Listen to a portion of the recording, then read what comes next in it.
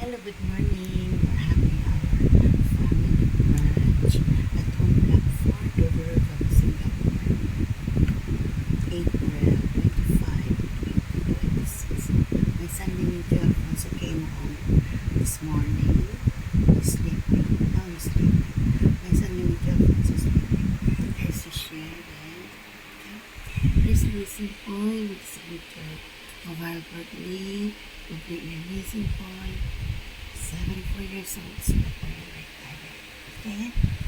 We're having our family brunch, folks.